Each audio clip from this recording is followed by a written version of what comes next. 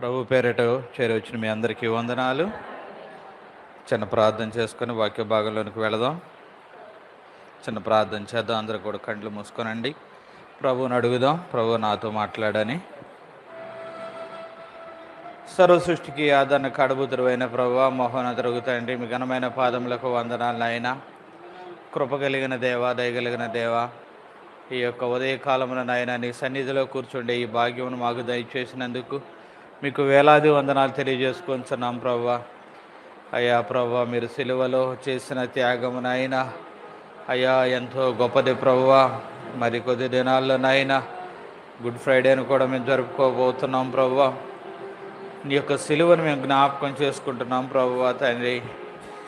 అయ్యా నీ సిలువను జ్ఞాపకం చేసుకొనగా తండ్రి, మా గుండెలు కరిగి నీరవులాగున నాయనా మీ కృప చూపించండి నాయనా. రాతి అయ్యా బండ మొద్దు హృదయాలుగా మా ఉంటున్నవేమో నాయనా, క్షమించి నాయనా తండ్రి. మెత్తని రాతి గుండెని తీసివేసి మెత్తని మాంసపు గుండెని మాకు దయచేయమని మిమ్మల్ని వేడుకొంచున్నాం ప్రభువా. మీ వాక్ ద్వారా మేము బలపడుకు మీ కృప చూపించండి అయ్యా తండ్రి. మీరే మమ్మల్ని బలపరచండి. ఈ చిన్న సంఘమై ఉన్న అయ్యా ప్రభా, మమ్మల్ని అందరినీ జ్ఞాపకం చేసుకోనండి ప్రభువా. ఉజ్జీవింప చేయండి ప్రభువా. అయ్యా తండ్రి, మీరు అయా సిలువలో పొందిన గాయముల చేతనైనా ఆ శ్రమ చేతనైనా మేము ఉజ్జీవం పొందుకొనులాగున, మా యొక్క గాయములు కట్టబడులాగున మీ కృప చూపించండి ప్రభువా. మీ కృప చూపించండి అయ్యా తండ్రి. ఇప్పటి వరకు పాటల ద్వారా నిన్ను స్తుతించి గణపరిచి ఉన్నారు ప్రభు బిడలనైనా. అయా స్తుతులను స్వీకరించిన దేవా, మాతో ఇప్పుడు మీరు మాట్లాడమని మిమ్మల్ని వేడుకొంచున్నాం తండ్రి. మీ వాక్కు ద్వారా మాతో మాట్లాడండి అయా ప్రభా. దయగలిగిన దేవా, మీ వాక్కుతో మమ్మలను బలపరచండి. కొద్దిసేపు నీ వాక్యమును ధ్యానించుచూ ఉండగా నిబ్బరమైన హృదయములు కలిగిన అయినా మీ వైపు మా యొక్క హృదయములను ఎత్తినైనా అయా నీ మాటను మేము ఆలకించి మా హృదయములలో భద్రపరచుకున్నట్టుగా మీ కృప చూపించండి నాయన. అయా చేరి వచ్చిన ప్రతి బిడ్డను జ్ఞాపకం చేసుకునండి. ఈ యొక్క వాక్యాద్యంతములు మీరే మాతో ఉండి నడిపించమని, ఈ చిన్న ప్రార్థన ఆలకించమని, చిన్న ప్రార్థన యొక్క సన్నిధానమునకు ధూపం వల్ల చేర్చుకొనమని ప్రభువైన యేసుక్రీస్తు పుణ్యనామంలో వేడుకొంచున్నాము తండ్రి. ఆమేన్, ఆమేన్, ఆమేన్. మరొకసారి మీ అందరికీ వందనాలండి. చేరవచ్చిన మీ అందరికీ వందనాలు. సిలువలో యేసు ప్రభు వారు మన కొరకు చేసిన త్యాగము అది సులభతరమైన విషయము కాదు, సులభతరమైన పని కాదు, సులభతరమైన త్యాగము కాదు. అది ఎంత త్యాగం అంటే చెమట రక్త బిందువులుగా మారునంత మరి చివరి రక్త బిందువు వరకు కూడా ఆయన సిలువలో కార్చి మన కొరకు బళ్ళెపు పోటు, చేతులలో మేకులు, కాళ్ళలో మేకులు, ఎంతో గొప్ప త్యాగాన్ని చేశాడు ఆయన. ఎంతో గొప్ప త్యాగాన్ని చేశాడు. మనం కూడా ఆయన యొక్క శ్రమలలో పాలివారై ఉండాలి అంటాడు భక్తుడు కదా. ఆయన శ్రమలలో పాలివారై ఉండాలి. భక్తిని చేయడానికి, లేకపోతే భక్తిని చేస్తూ ఉన్నప్పుడు ఎదురవుతున్న సమస్యలు కావచ్చు, మనుషులను బట్టి ఎదురవుతున్న సమస్యలను కావచ్చు, వీటినన్నిటినీ కూడా దేవుని యొక్క భక్తికి అడ్డం రానివ్వకోకుండా దేవునిలో కొనసాగుతూ ఉన్నట్లయితే మనం కూడా క్రీస్తు యొక్క శ్రమలలో పాలు పొందిన వారము అవుతాము. అయినప్పుడు ఆయనతో పాటు మనము కూడా నిత్యమును ఏలే వారమై ఉంటాము. హల్లెలూయా చేద్దాం ఒకసారి. హల్లెలూయా, హల్లెలూయా. ఈ రోజున యేసు ప్రభు వారి యొక్క శ్రమలను గూర్చిన విషయాలను మనం కొన్ని ధ్యానం చేద్దాం. యేసు ప్రభు వారు మన కొరకు ఏ విధమైన శ్రమను తీసుకున్నాడు, ఆ శ్రమ ద్వారా మనకు కలిగిన లాభం ఏమిటి అనే విషయాలు మనం ధ్యానం చేసినట్లయితే, మొదటిగా హెబ్రీలకు రాసిన పత్రిక 5వ అధ్యాయము 8వ వచనం ఒకసారి చూద్దాం రండి. హెబ్రీలకు రాసిన పత్రిక 5వ అధ్యాయము 8వ వచనం.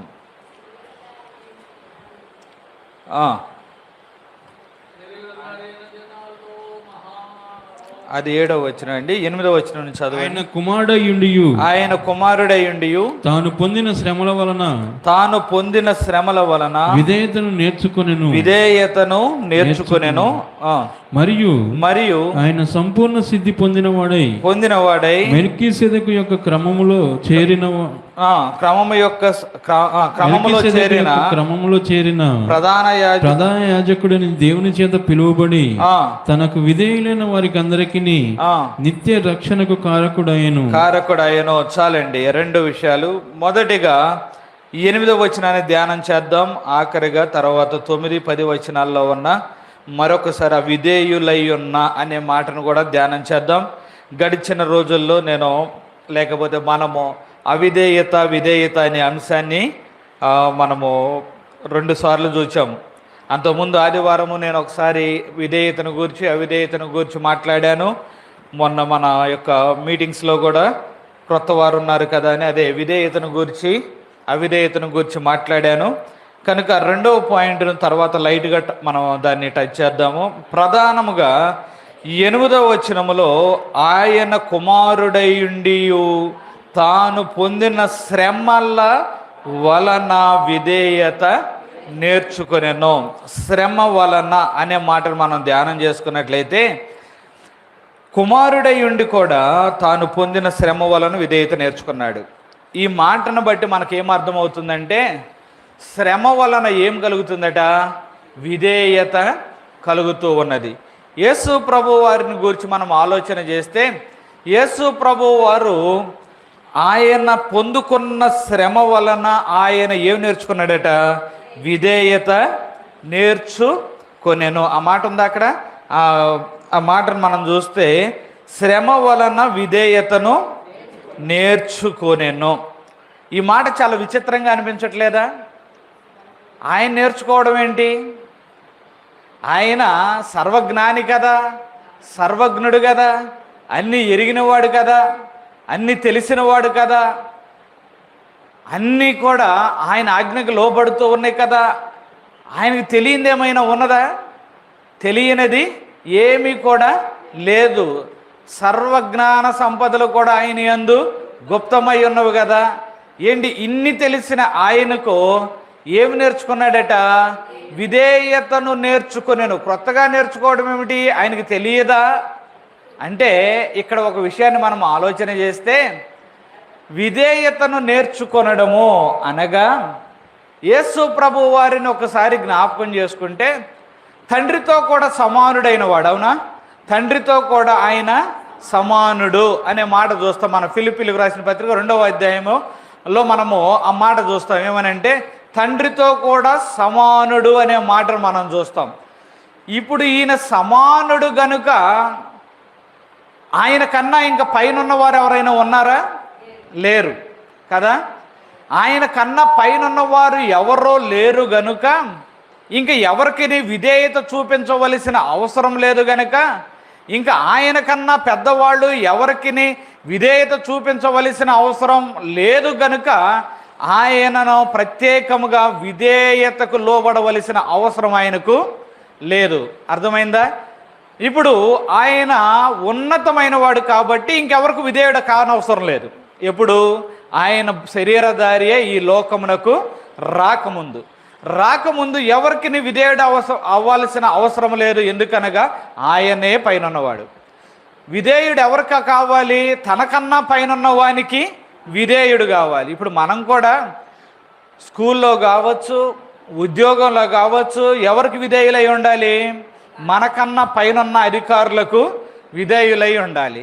కానీ యేసు ప్రభు వారి కన్నా పైన వారు ఎవరన్నా ఉన్నారా అంటే ఎవరో లేరు. కనుక విధేయతను ఆయనకు ప్రత్యేకంగా చూపించవలసిన అవసరం లేదు గనుక ఆయనకు విధేయతను గూర్చిన విషయము మనము ఆయనకు ఆ అనుభవంలోనికి రాలేదు. కానీ ఎప్పుడైతే ఆయన శరీరధారి అయి ఈ లోకానికి వచ్చాడో అప్పుడు తను పొందుకున్న శ్రమల ద్వారా ఎవరికి విధేయత చూపిస్తూ ఉన్నాడంటే, ఎవరికి విధేయత చూపించడం నేర్చుకున్నాడంటే తండ్రికి విధేయత చూపించడం నేర్చుకున్నాడు ఆయన. హల్లెలూయా, హల్లెలూయా. ఇంకా మీకు క్లియర్గా అర్థం కావాలంటే ఒక మాట చెబుతాను, చాలా జాగ్రత్తగా వినండి. ఇప్పుడు నేనేదో ఒక ఫీల్డ్లో ఉన్నా, అంటే సాఫ్ట్వేర్ ఇంజనీర్ అని అనుకుందాం. సాఫ్ట్వేర్ ఇంజనీర్ చేస్తున్నాను. ఇప్పుడు కంప్యూటర్లో కోడింగ్ ఎలా రాయాలి, కంప్యూటర్లో దాన్ని ఎలా ఫీడ్ చేయాలి, అది ఎలా వర్క్ అవ్వాలి అనేది నేను నేర్చుకున్నాను కాబట్టి అది నా ఉద్యోగంలో ఉపయోగపడుతుంది. మీకు కంప్యూటర్ ఫీల్డ్తో సంబంధం లేదు, అవునా? కొంతమంది వ్యవసాయం చేసేవాళ్ళు ఉన్నారు కాబట్టి మీకు ఆ ఫీల్డ్తో అవసరం లేదు. అవసరం లేనప్పుడు మీరు దాన్ని నేర్చుకోవాల్సిన అవసరం ఉందా? లేదు. అర్థమైందా? కనుక మీకు సంబంధం లేని విషయం అది, కనుక మీరు నేర్చుకోము. ఇంకా అలాగే నేను కూడా వేరే ఫీల్డ్స్ ఉంటాయి, మెకానికల్ ఫీల్డ్ ఉంది, దానికి నాతో పని లేదు కాబట్టి నేను నేర్చుకోవాల్సిన అవసరం లేదు. అలాగే ప్రభువైన యేసుక్రీస్తు వారు కూడా ఈ లోకమునకు రాకముందు ఆయన కన్నా పైనున్నవాడు ఎవడనో లేడు కాబట్టి ఆయనకు విధేయత నేర్చుకొనవలసిన అవసరం లేదు, లేకపోతే విధేయత చూపించవలసిన అవసరం లేదు. ఎందుకనగా తనకన్నా పైనున్నవాడు లేడు కనుక ఆయనకు సంబంధించిన విషయం కాదు. కానీ ఎప్పుడైతే ఆయన ఈ లోకానికి వచ్చాడో తండ్రికి విధేయత చూపించి మనకందరికీ ఎలాగూ విధేయత చూపించాలో నేర్పించడానికి, మాదిరిగా ఉండడానికి ఆయన విధేయతనట దేని వలన నేర్చుకున్నాడు?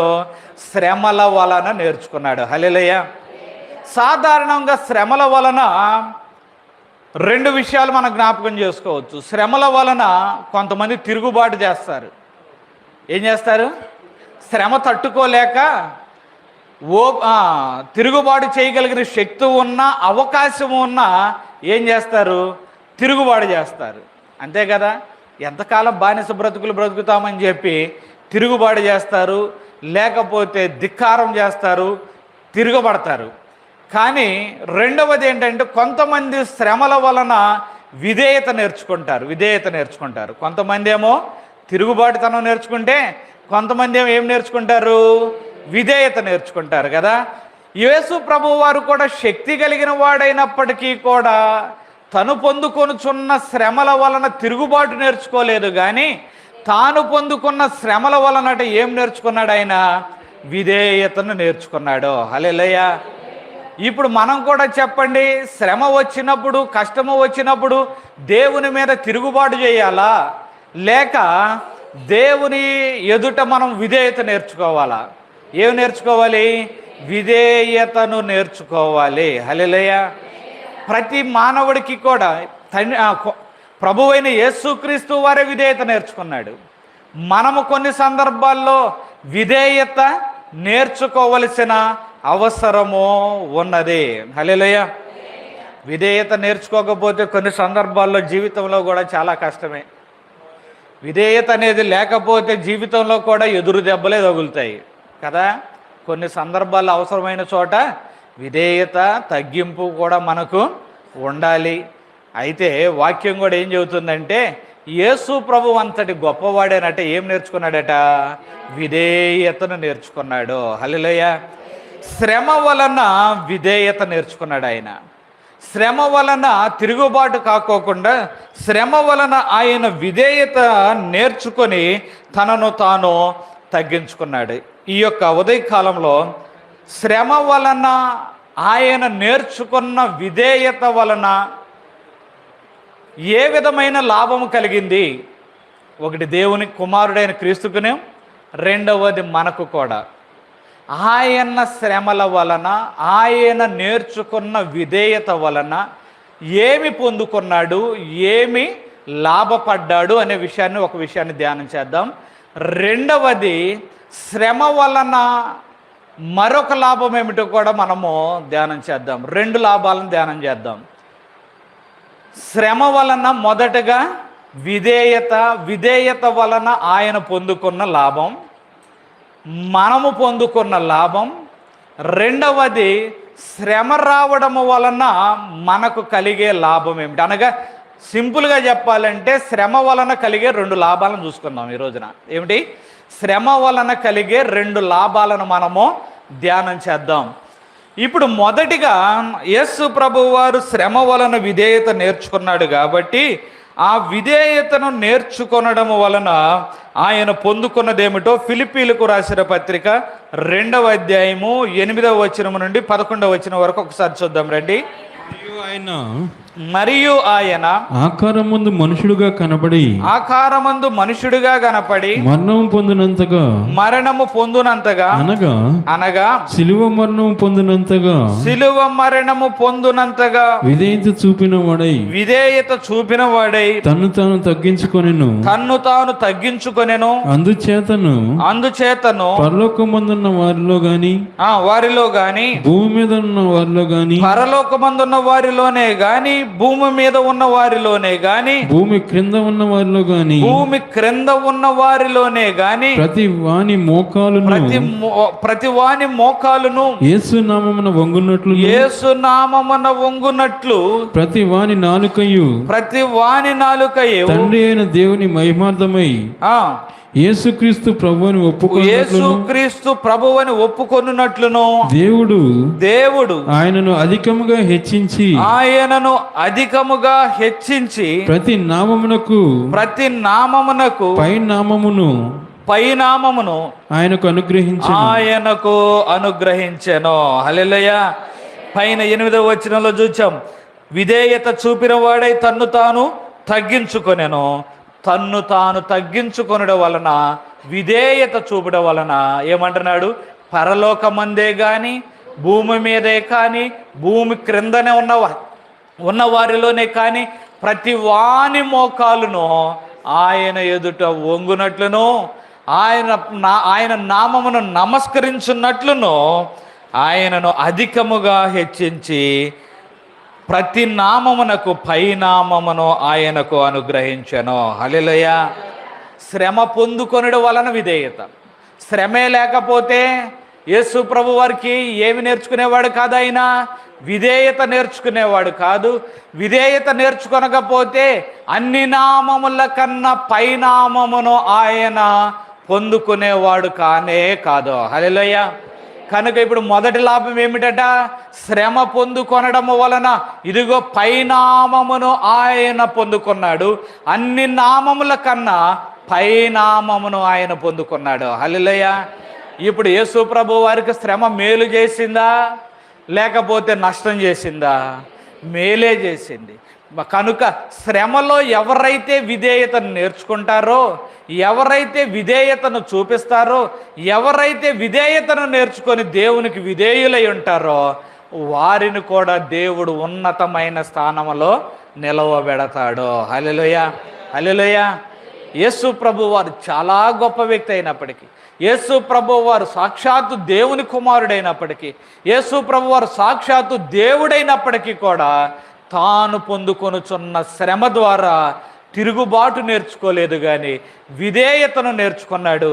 నేర్చుకున్న విధేయతను బట్టి అన్ని నామముల కన్నా పై నామమును ఆయన పొందుకున్నాడు. హల్లెలూయా. కనుక మనము కూడా అన్ని నామముల కన్నా పై నామమును పొందుకున్న యేసయ్య వలె మనము కూడా ఉన్నతమైన స్థానమును పొందుకోవాలి అంటే, ఉన్నతమైన స్థితిని పొందుకోవాలి అంటే నీవు నేను శ్రమల ద్వారా ఏం నేర్చుకోవాలట? విధేయత నేర్చుకోవాలి. హల్లెలూయా. దేవుడు విధేయులను ఇష్టపడతాడు. చాలా సందర్భాల్లో చెప్పుకున్నాం. గర్విష్ఠులను ఆయన ఎక్కడ కూడా దీవించినట్టు కానీ ఆశీర్వదించినట్లుగా కానీ మనకి ఎక్కడ కనిపించదు. కానీ విధేయులైన వారిని ఆయన ఉన్నతమైన స్థితిలోనికి తీసుకుని వెళ్తాడు. హల్లెలూయా. అబ్రహామును చూడండి, తనకు కలిగిన కొలది, తను ఆశీర్వదింపబడుచున్న కొలది దేవునికి విధేయుడై నడుచుకున్నాడు. ఏ భక్తుడిని చూసిన దావీదు తాను చక్రవర్తి అయినప్పటికీ కూడా దేవునికి విధేయుడై నడుచుకున్నాడు. దేవుని యొక్క మార్గములను ఏ రోజున విడిచిపెట్టకుండా విధేయుడై నడుచుకున్నాడు. దానియేలు దేశంలోని ప్రధానులైన వారి ముగ్గురులో కూడా ఇతడు చాలా ముఖ్యుడు, ప్రధానుడైన అయినా కానీ ఎలా నడుచుకున్నాడు? విధేయుడై నడుచుకున్నాడు. హల్లెలూయా. అలా ఏ భక్తుడిని చూసుకున్నా ఎవరైతే దేవునికి విధేయులయ్యారో, ఎవరైతే దేవునికి విధేయులై నడుచుకున్నారో వారు అంచెలంచెలుగా ఉన్నతమైన స్థితికి చేరుకున్నారు. హల్లెలూయా. కనుక మన యొక్క హృదయాల్లో కూడా దేవుని మీద తిరుగుబాటు కానీ లేకపోతే దేవుని యొక్క ఏమన్నాం, పరిచర్యలో కావచ్చు, సేవలో కావచ్చు, సేవకులకు కావచ్చు, మనము ఎక్కడ కూడా తిరుగుబాటు కాకుండా విధేయత చూపించాలి. హల్లెలూయా, హల్లెలూయా. కొన్ని సందర్భాల్లో పైవాళ్ళు పెద్దవాళ్ళు మాట అన్నప్పుడు తిరుగుబాటు చేస్తే ఉన్న స్థానం కూడా ఊడిపోద్దావునా? అంతే కదా. ఇప్పుడు ఎక్కడన్నా ఉద్యోగం చేస్తున్నాం, మేనేజర్ ఒక మాట అన్నాడు, మేనేజర్ ఒక మాట అంటే ఆయన మీద తిరుగుబాటు చేస్తే ఏమవుతుంది? ఉన్న ఉద్యోగము ఊడిపోతుంది. ఒకరోజు ఒక సహోదరుడు సాక్ష్యం చెప్తున్నాడు. ఏమిటంటే ఆయన దుబాయ్లో పనిచేస్తాడట, ఎంతో నమ్మకంగా పనిచేస్తాడట. ఆ పైన ఆ ఓనర్కి కూడా ఎంతో ఇతనంటే చాలా ఇష్టమట. ఎందుకంటే ఏ పని కూడా కాదనకుండా చేస్తాడు, చక్కగా చేస్తాడు, శ్రద్ధతో చేస్తాడని ఎంతో ఇష్టపడేవాడట. కానీ ఒక దినాన ఏదో ఒక తప్పు ఎవరి వలన దొల్లితే ఆ ఓనరు అపార్థం చేసుకొని ఈ సహోదరుణ్ణి ఇష్టం వచ్చినట్లు తిట్టాడట. చాలా భయంకరంగా తిట్టాడట, అవమానపరిచాడంట. చాలా భయంకరంగా అవమానపరిస్తే ఇతడు ఇంటికి వచ్చిన తర్వాత, ఇంత అవమానపరిచాడు నన్ను, ఇక నేను ఈ ఉద్యోగము వదిలేస్తాను, నాకు ఇక ఈ ఉద్యోగము అవసరం లేదు, ఇంతమంది ముందు నన్ను అవమానపరుస్తాడా, నన్ను అవమానపరుస్తాడా, గాయపరుస్తాడా అని చెప్పి ఈ సహోదరుడు ఆలోచన చేస్తున్నాడట. ఆలోచన చేస్తూ ఉంటే ఇదిగో దేవుని మాటలు గుర్తొస్తున్నాయట. నీ యజమానుడు ఒకవేళ కోపపడిన ఎడల నీవు నీ ఉద్యోగమును మానుకొనకమో అని సామెతలో కూడా కనిపిస్తుంది మనకు. అయితే ప్రసంగిలో అయితే మన బైబిల్ గ్రంథంలో కనిపిస్తుంది ఆ మాట. అయితే ఆ మాట గుర్తుకు వస్తుందట. అంతేకాకుండా ప్రభువైన యేసుక్రీస్తు వారు విధేయతను చూపించిన విషయం జ్ఞాపకం వస్తుందట.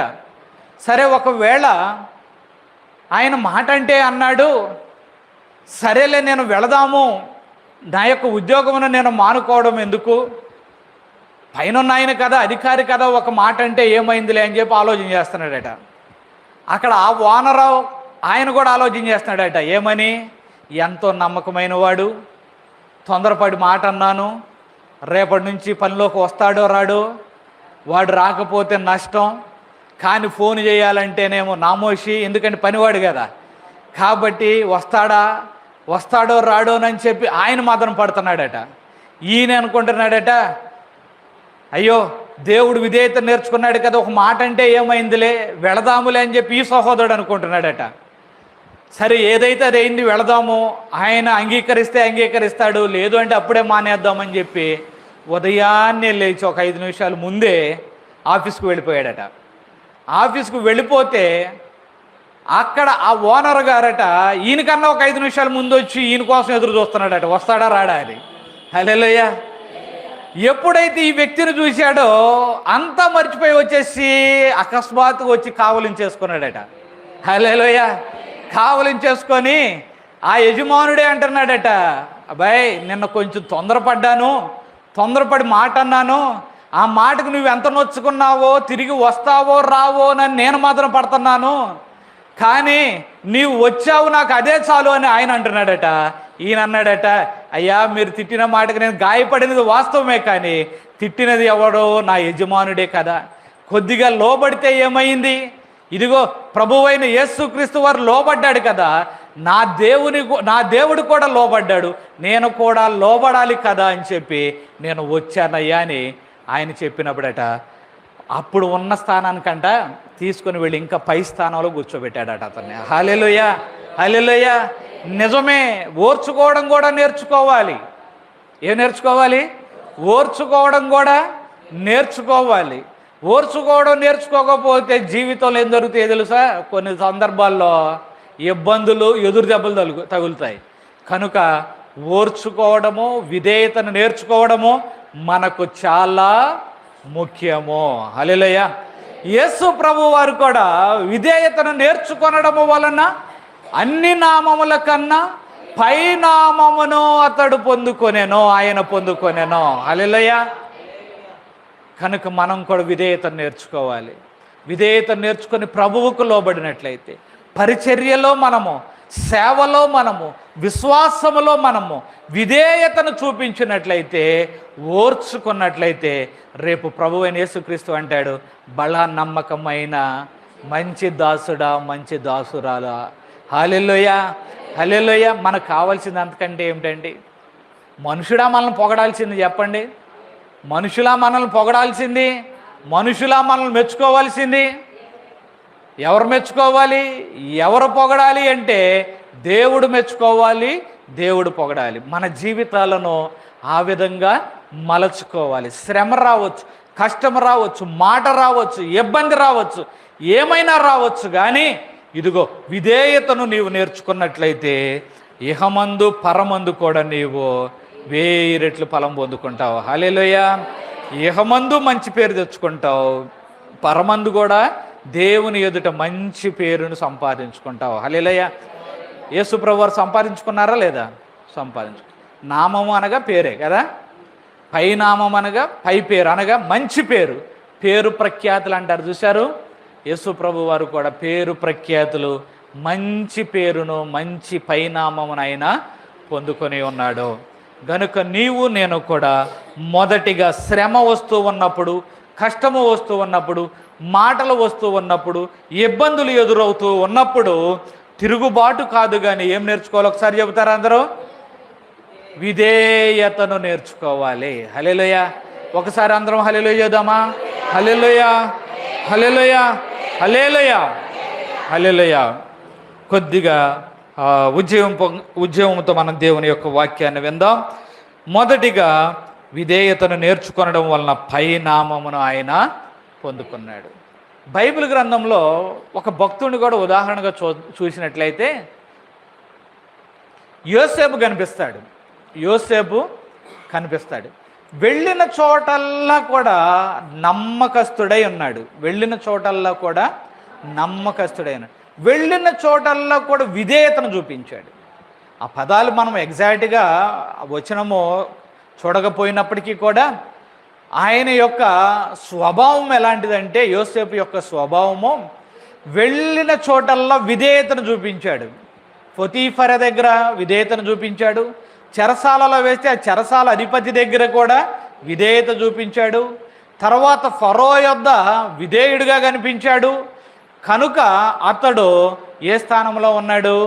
దేశానికి ప్రధాని అయి ఉన్నతమైన స్థానంలోనికి అతడు వెళ్ళి ఉన్నాడు. హల్లెలూయా. ఒక మాట చూసినట్లయితే ఆదికాండము 37వ అధ్యాయం 24వ వచనం చూద్దాం రండి. ఆదికాండము 37వ అధ్యాయం 24వ వచనం. అతని పట్టుకొని ఆ గుంటలో పడద్రోసి ఆ గుంట వట్టిది, అందులో నీళ్లు లేవు. చాలు. అతని పట్టుకుని ఆ గుంటలో పడద్రోసిరి, ఆ గుంట వట్టిది, అందులో నీళ్లు లేవు. యోసేపు ఎక్కడ పడద్రోయబడ్డాడంటే గుంటలోనికి, అనగా ఒక సూచనగా మనం ఆలోచన చేస్తే క్రింది స్థానంలోనికి అతడు నెట్టివేయబడ్డాడు. గుంటలోనికి అనగా ఆ గోతిలోనికి, మట్టి లేని ఆ గోతిలోనికి అతడు త్రోసివేయబడ్డాడు. ఆ గుంటలో ఉన్న వ్యక్తిని దేవుడు పైకి లేపి ఎక్కడ కూర్చోబెట్టాడు? సింహాసనం మీద కూర్చోబెట్టాడు. హల్లెలూయా. ఎక్కడ? ఆ దేశమునకు ప్రధానిగా అతడు చేయబడ్డాడు. వెళ్ళిన చోటల్లా విధేయతను చూపించాడు. తాను పొందుకున్న శ్రమ వలన తిరుగుబాటు చేయలా. ఆ రోజుల్లో బానిసలైన వాళ్ళు కొంతమంది పారిపోతూ ఉండేవాళ్ళు. దేశాన్ని వదిలిపెట్టి దూరదేశాలు పారిపోతూ ఉండేవాళ్ళు. ఎందుకంటే యజమానుడికి ఊడిగం చేయలేక, లేకపోతే విధేయత చూపించలేక వారు ఇబ్బంది పెడతా ఉంటే, శ్రమ పెడతా ఉంటే కొంతమంది ఏం చేసేవాళ్ళు? దేశం వదిలిపెట్టి, లేకపోతే యజమానుడిని వదిలిపెట్టి దూరదేశాలు పారిపోయేవాళ్ళు.